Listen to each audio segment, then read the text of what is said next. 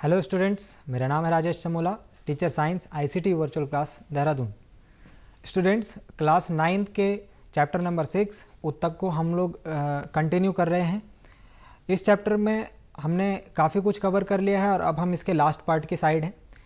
पिछली क्लास में हमने देखा था जंतु उत्तक के कुछ प्रकार। अब तक हम कवर कर चुके हैं पादप उत्तक को पूरी तरीके से, उसके कितने प्रकार होते हैं और उनके भी कितने प्रकार होते हैं। मैंने कल आपको इसकी पिछली क्लास में आपको एक स्केच जो फ्लो चार्ट है उसके थ्रू समझाया था कि हम अब तक पादप उत्तक में क्या क्या पढ़ चुके हैं। उत्तक को हमने स्टार्टिंग में 2 पार्ट्स में डिवाइड किया था, पादप उत्तक एवं जंतु उत्तक। पादप उत्तक को कवर करने के बाद हम जंतु उत्तक कल डिस्कस कर रहे थे, जिसमें कि हमने देखा था जंतु उत्तक के 4 प्रकार होते हैं: एपिथेलियमी उत्तक, संयोजी उत्तक, पेशीय उत्तक एवं तंत्रिका उत्तक। शुरुआत के 3 को हम कवर कर चुके थे पेशीय उत्तक तक, और अब जो लास्ट हमारा जो उत्तक बचता है जंतु उत्तक में वो है तंत्रिका उत्तक। आज हम इसी उत्तक को डिस्कस करेंगे और इसके बाद जब ये चैप्टर का जो थ्योरी पार्ट है ख़त्म हो जाएगा, उसके बाद हम चैप्टर के कुछ इंपॉर्टेंट क्वेश्चन आंसर जो कि आपके एग्ज़ाम के पॉइंट ऑफ व्यू से महत्वपूर्ण होते हैं उनको डिस्कस करेंगे। तो जहाँ पर कल टॉपिक को छोड़ा था, इसकी पिछली क्लास में जहाँ पर टॉपिक को छोड़ा था वहीं से कंटिन्यू करते हैं और हम समझते हैं तंत्रिका उत्तक को। तो तंत्रिका उत्तक बेसिकली एक उत्तक होगा। यदि पूछा जाएगा आपसे कि इसकी मूल इकाई क्या होगी, तो आप जानते हैं हम उत्तक चैप्टर को इतना डिस्कस कर चुके हैं, तो उत्तक हमें पता है कि उत्तक कोशिकाओं से मिलकर बना है ना। तो तंत्रिका उत्तक की जो मूल इकाई होगी जिससे मिलकर के तंत्रिका उत्तक बना होगा वो होगी तंत्रिका कोशिका। स्टूडेंट्स, तंत्रिका कोशिका को हम दूसरे नाम से जो कि फेमस वेल नोन है न्यूरॉन कहकर बुलाते हैं। तो न्यूरॉन के नाम से भी ये आपके पास आ सकता है एग्जाम में, और तंत्रिका कोशिका के नाम से भी आ सकता है। तो तंत्रिका कोशिका क्या हो गई? तंत्रिका उत्तक की मूल इकाई। मतलब तंत्रिका उत्तक के अंदर बहुत सारी क्या होंगी? तंत्रिका कोशिकाएं होंगी। तो इस पहले तंत्रिका उत्तक को डिस्कस करते हैं। इसके क्या क्या कौन कौन से पार्ट्स में ये बॉडी में प्रेजेंट होता है, ठीक है, क्या क्या मिलकर इससे बने होते हैं, और इसके बाद हम देखेंगे कि तंत्रिका कोशिका क्या इसकी संरचना होती है, क्योंकि इसका डायग्राम आपको एग्ज़ाम में ड्रॉ करने के लिए आ सकता है। तो उसका एक रफ डायग्राम भी मैं आपको बनाकर दिखाने की कोशिश करूँगा उसके पार्ट्स के साथ। तो इसको कंटिन्यू करते हैं। सबसे पहले तंत्रिका उत्तक जो इसकी इकाई होगी वो किससे मिलकर बना होगा? तंत्रिका कोशिका से, और तंत्रिका कोशिका को ही हम क्या कहते हैं? Neuron, right. इस चीज़ को आपको ध्यान रखना है, इस चीज़ को आपको याद रखना है, ठीक है। तो चाहे तंत्रिका कोशिका के पॉइंट ऑफ व्यू से कोई क्वेश्चन आए या फिर न्यूरॉन के एस्पेक्ट से कोई क्वेश्चन आए, आपको आंसर यही लिखना है जो इसमें तंत्रिका कोशिका में पढ़ाया जाएगा। तंत्रिका उत्तक के बारे में डिस्कस कर लेते हैं। तो ये एक बहुत ही महत्वपूर्ण तंत्र जो होता है हमारा तंत्रिका तंत्र, जिसमें कि हमारा बहुत इम्पॉर्टेंट बॉडी पार्ट्स जैसे हमारा मस्तिष्क, हमारी मेरुरज्जा एवं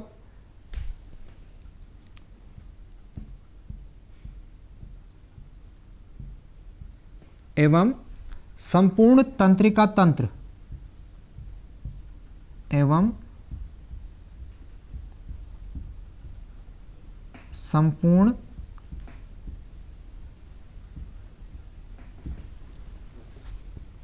तंत्रिका तंत्र इससे मिलकर बने होते हैं। ओके, तो एक बात आपको ये माइंड में रखनी है। तो इससे पहले से लिख लेते हैं, इससे मिलकर बने होते हैं। किससे? तंत्रिका उत्तक से। और तंत्रिका उत्तक किससे मिलकर बने होते हैं? तंत्रिका कोशिकाओं से या फिर न्यूरॉन से। तो आप देख सकते हैं अपने आप में ये एक बहुत ही महत्वपूर्ण उत्तक है, बहुत ही महत्वपूर्ण उत्तक का प्रकार है, क्योंकि मस्तिष्क मेरुरज्जा और संपूर्ण तंत्रिका तंत्र। ये तंत्रिका तंत्र, इनके मस्तिष्क और तंत्रिका तंत्र के बारे में आप डिटेल में आपके नेक्स्ट क्लास 10th में इसको डिस्कस करेंगे कि तंत्रिका तंत्र क्या होता है, और मस्तिष्क के भी भागों को आपको वहाँ पर पढ़ने को मिलेगा। लेकिन इसकी इम्पोर्टेंस ये है कि अति संवेदनशील अंग है, और हमारे शरीर में जो समन्वय स्थापित करने के लिए जो महत्वपूर्ण अंग है उन अंगों में से एक है। तो ये किससे मिलकर बना होता है? इस तंत्रिका ऊतक से। ओके, तो नाम है इसका तंत्रिका तंत्र। इसके बाद यदि तंत्रिका कोशिका की बात की जाए तो तंत्रिका कोशिका इसकी इकाई होती है। तंत्रिका ऊतक की इकाई को हम क्या कहेंगे?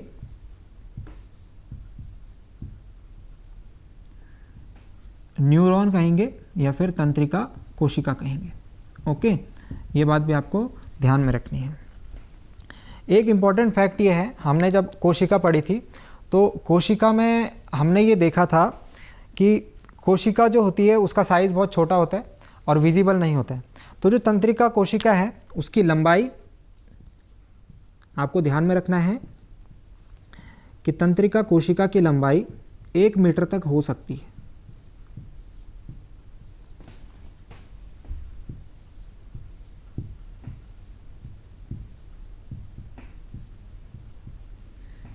एक मीटर तक हो सकती है। ओके,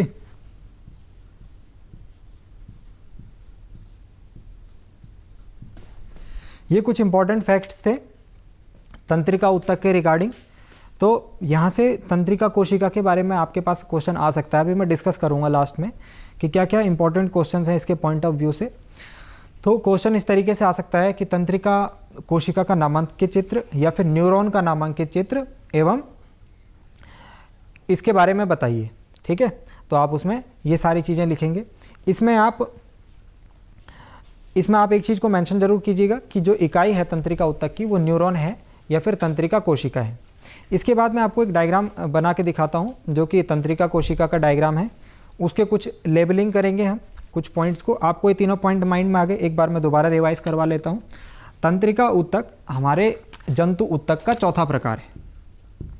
इसके पीछे के 3 ऊतक जो कि नंबर 1 पे था एपिथेलियमी ऊतक, नंबर 2 पे था संयोजी ऊतक और नंबर 3 पे था पेशीय ऊतक। इनको हम पिछली क्लास में कवर अप कर चुके थे। नंबर 4 तंत्रिका ऊतक को हम आज कवर कर रहे हैं। तंत्रिका ऊतक किससे मिलकर बना होता है? तंत्रिका कोशिका से मिलकर बना होता है, या फिर ये कह लें कि तंत्रिका ऊतक की जो इकाई है वो तंत्रिका कोशिका है, और तंत्रिका कोशिका को हम न्यूरॉन भी कहते हैं।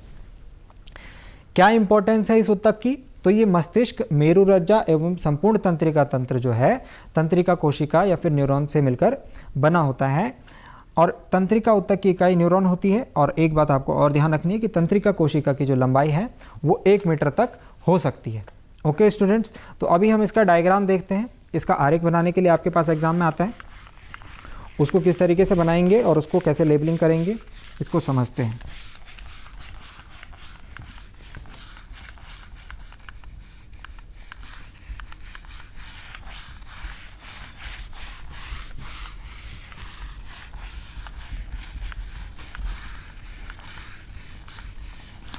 आसान चित्र है, इसे आप बनाने की कोशिश कीजिएगा 1-2 बार। और अभी मैं आपको एक रफ डायग्राम बना के दिखा रहा हूँ।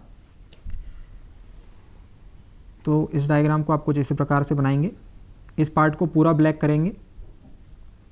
ओके, इस पार्ट को पूरा ब्लैक करेंगे। उसके बाद इसके बाहर ये ऐसी धागे जैसी संरचनाएं आपको बनानी है।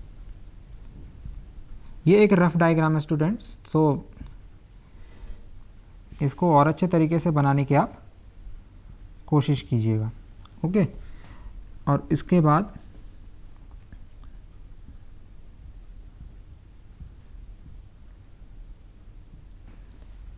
इसका ये आखिरी भाग,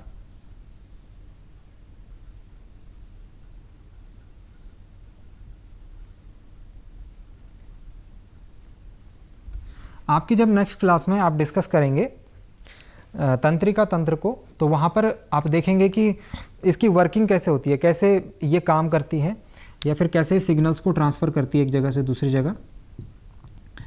तो ये न्यूरॉन का चित्र है। चलिए इसमें कुछ पार्ट्स को हम लेबल कर लेते हैं। ये एक रफ डायग्राम है, तो इससे आप अंदाज़ा लगा सकते हैं कि इस तरीके का न्यूरॉन दिखता है। बाकी आप इसे और अच्छे तरीके से बनाने की कोशिश कर सकते हैं।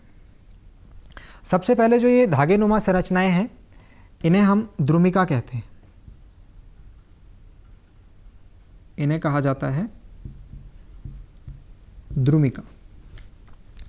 इसके बाद द्रुमिका के बाद जो ये अंदर वाला भाग है, जो कि आपको ये काले वाले पार्ट के साइड वाला भाग है, इसे हम कोशिका काय कहते हैं।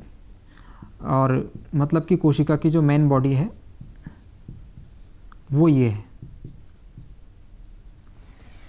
इसके बाद जो ये सेंटर वाला पार्ट है, हमने कोशिका पढ़ा था पिछले चैप्टर, तो कोशिका में एक केंद्रक होता है, तो ये केंद्रक है इसका, है ना।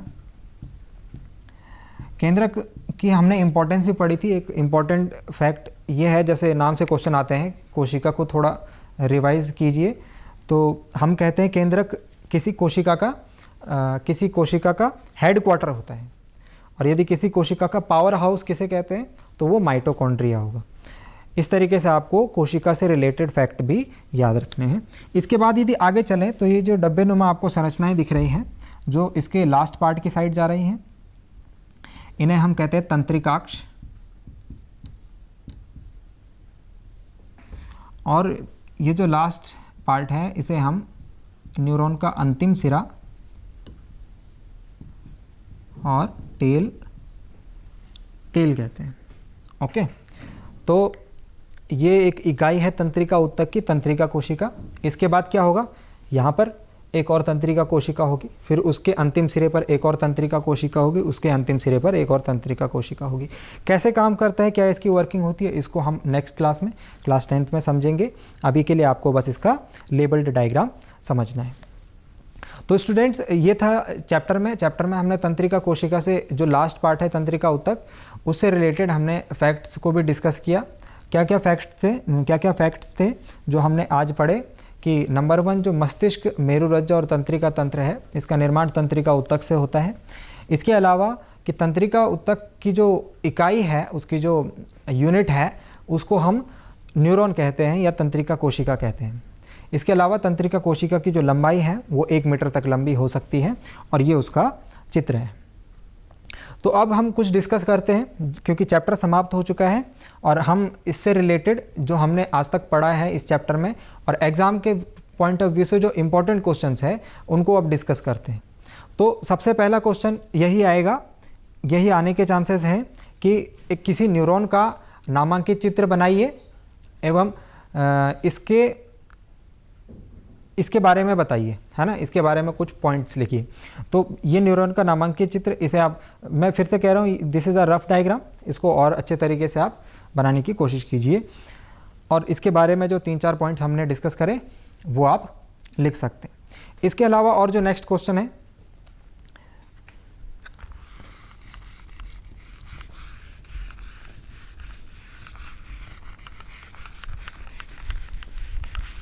क्योंकि चैप्टर कंप्लीट हो गया अभी, तो पिछले कुछ जो इम्पोर्टेंट टॉपिक्स हैं वो भी रिवाइज हो जाएंगे इन क्वेश्चंस के साथ।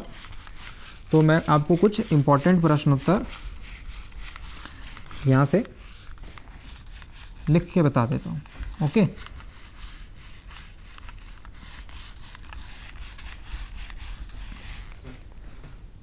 तो प्रश्न नंबर 1 तो मैंने आपको बता दिया। प्रश्न नंबर 1 कि तंत्रिका कोशिका से संबंधित कुछ भी आ जाएगा, न्यूरॉन से संबंधित कुछ भी आ जाएगा। ओके, तो आपको इससे रिलेटेड जितनी भी चीज़ें हमने पढ़ी हैं उसको याद रखना है। ओके, क्वेश्चन किसी भी टाइप से आ सकता है, तो मैं क्वेश्चन नहीं लिख रहा हूँ, आपको उसके बारे में पूरी डिटेल्स होनी चाहिए। और जितना क्वेश्चन में पूछा जाएगा, यदि बोला जाएगा कि इसका चित्र बनाइए तो सिर्फ चित्र बनाना, यदि उसके बारे में कुछ पूछा जाएगा तो वो आप क्वेश्चन के अकॉर्डिंग लिख सकते हैं। दूसरा प्रश्न जो इसमें आ सकता है, वो हमने जब पादप ऊतक को कवर किया था, तो पादप ऊतक में हमने जाइलम और फ्लोएम तथा फ्लोएम। तो जाइलम और फ्लोएम से क्या आ सकता है? जाइलम और फ्लोएम से काफ़ी कुछ आ सकता है। जाइलम और फ्लोएम से आ सकता है कि इसके घटक बताइए, जाइलम तथा फ्लोएम उत्तकों के घटक बताइए। और जाइलम और फ्लोएम से एक क्वेश्चन ये भी आ सकता है कि इनके कार्य बताइए। जाइलम और फ्लोएम से एक क्वेश्चन ये भी आ सकता है कि इनके मध्य अंतर स्पष्ट कीजिए। तो मैं अंतर के रूप में बता दे रहा हूँ, जो भी चीज़ आएगी उसको आप अपने अकॉर्डिंगली लिख लीजिएगा, ठीक है। तो एक साइड जाइलम का लिख लेते हैं, एक साइड फ्लोएम का लिख लेते हैं। तो हमने बोला था जाइलम जो है वो किस किस से मिलकर बना होता है? जाइलम, और इधर साइड आ गया फ्लोएम। देखिए स्टूडेंट्स, जब भी आपको अंतर लिखने के लिए आता है एग्जाम में कि दो चीज़ों के बीच में अंतर स्पष्ट करना है, तो उसे आप इसी प्रकार से कीजिए, बीच में एक लाइन खींच करके, ठीक है। इस साइड हम जाइलम के लिए लिखेंगे, इस साइड फ्लोएम के लिए। तो जाइलम के जो घटक हैं यानी कंपोनेंट्स हैं, वो इसमें क्या क्या होते थे? एक तो इसमें वाहिका होती थी, है ना, एक इसमें जाइलम में वाहिका होती थी। इसके अलावा इसमें पैरेनकाइमा, जो पैरेनकाइमा उपस्थित होता है वो होता है जाइलम पैरेनकाइमा। और जो इसमें रेशे उपस्थित होते हैं या फाइबर हम उसको कह लें, तो वह है जाइलम फाइबर, या फिर आप कह सकते हैं जाइलम रेशे। ओके, तो जाइलम के जो घटक हैं वो ये हैं। इसके अलावा इसमें ट्रैकेड भी होता है, तो हम कह सकते हैं जाइलम ट्रैकेड। अब फ्लोएम में दो घटक जो हैं वो सेम है।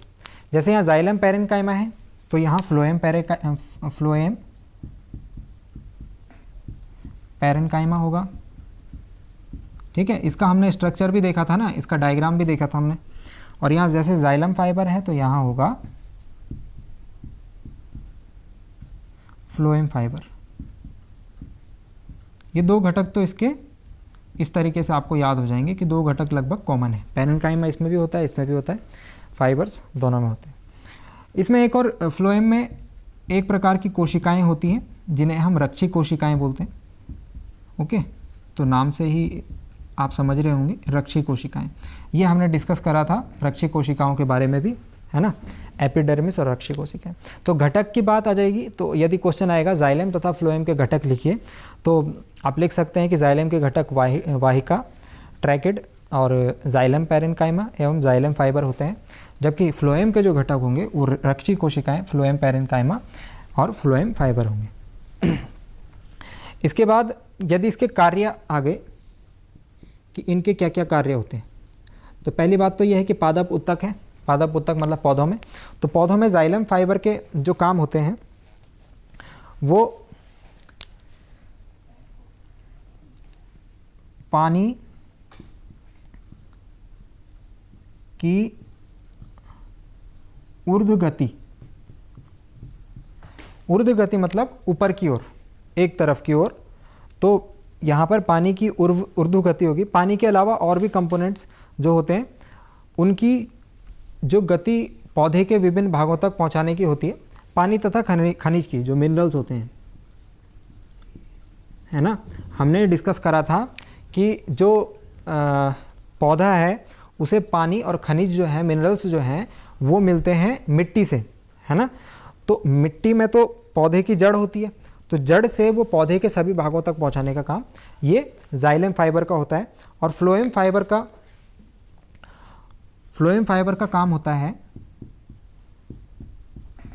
कि जो पौधों में भोजन बनता है, हमने एक प्रक्रिया पढ़ी थी प्रकाश संश्लेषण की, तो हमने देखा था कि पौधों में जो भोजन बन रहा है उसका जो प्लेस है, उसकी जगह है, वो क्या है, वो है पत्ते। तो पत्तों पर भोजन बना, और पत्तों पर भोजन बनने के बाद पौधे के विभिन्न भागों तक पहुंचाने का काम फ्लोएम का होगा। तो पौधों के पत्तों से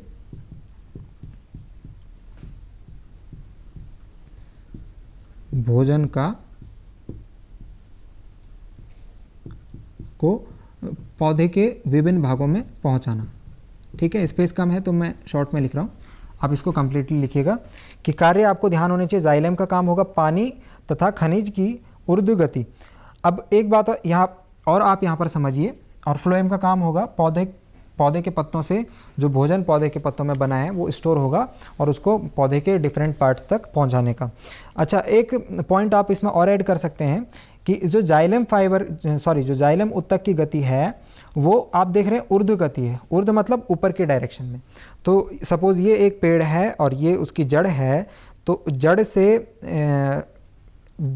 पानी और खनिज पौधे के ऊपर की तरफ गति करेगा और पौधे के डिफरेंट पार्ट्स तक पहुंचाया जाएगा। तो इसकी जो गति हो गई, इसकी जो डायरेक्शन हो गई वो सिर्फ एक होगा, यूनि डायरेक्शन। ऐसा नहीं होगा कि ये वापस नीचे की ओर भी गति करेगा। तो जाइलम फाइबर की जो गति कराता है तत्वों की, वो सिर्फ एक ही दिशा में होगी, वो सिर्फ एक ही दिशा में गति होगी। तो मैं यहाँ पर इन शॉर्ट लिख लेता हूँ आपको रिमाइंड कराने के लिए कि एक दिशा में गति होती है, जबकि फ्लोएम उत्तक की जो गति होती है वो दोनों दिशाओं में गति होती है, यानी पौधे के डिफरेंट पार्ट्स में गति हो सकती है। तो एक पार्ट आपको ये भी ध्यान रखना है। तो दूसरा क्वेश्चन जो कि इंपॉर्टेंट यहाँ से बनता है कि जाइलम तथा फ्लोएम के घटक लिखिए। तो घटक आप मेंशन कर सकते हैं, या फिर आ जाएगा कि इनके कार्य लिखिए, तो कार्य आप लिख सकते हैं। आप इसमें भी मेंशन कर सकते हैं कि इसमें जो गति होगी वो एक दिशा में होगी और इसमें दोनों दिशाओं में गति हो सकती है। इसके अलावा यदि अंतर लिखने को आ जाए तो आप इस प्रकार से अंतर भी लिख सकते हैं। तो दो क्वेश्चंस हमारे क्लियर हो गए। इसके बाद नेक्स्ट क्वेश्चन एक और डिस्कस करते हैं।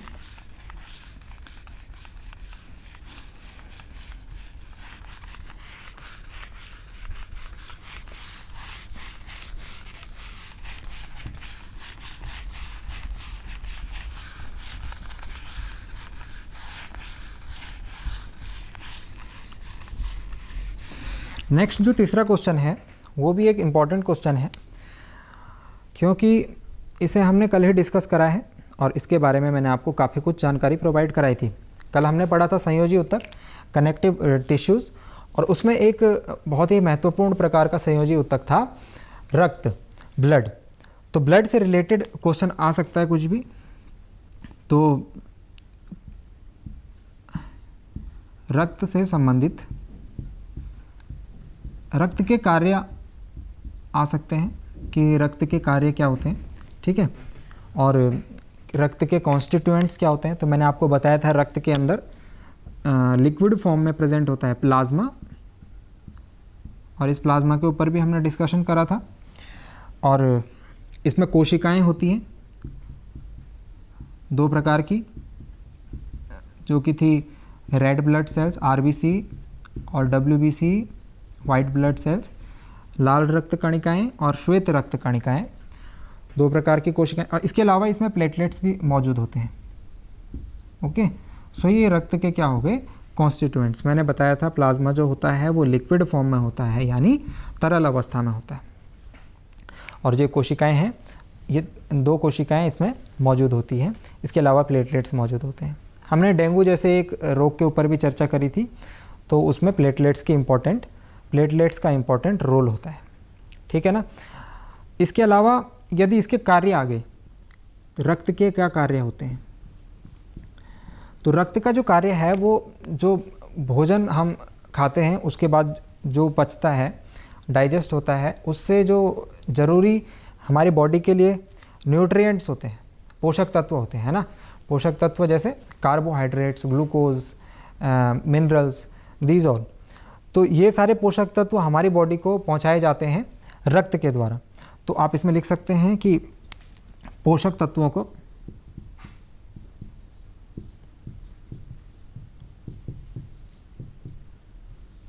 और इसके अलावा ऑक्सीजन को शरीर के डिफरेंट पार्ट्स में पहुंचाना। तो ये रक्त से रिलेटेड हमने कल कुछ बातें पढ़ी थी, वो उसमें अगर एग्जाम में क्वेश्चन आएगा तो आप इन डिटेल्स को प्रोवाइड वहाँ पर करा दीजिएगा। इसके अलावा एक लास्ट क्वेश्चन, ये भी हमने कल ही डिस्कस करा था, तो इसको भी जस्ट आपको रिवाइज करा देते हैं।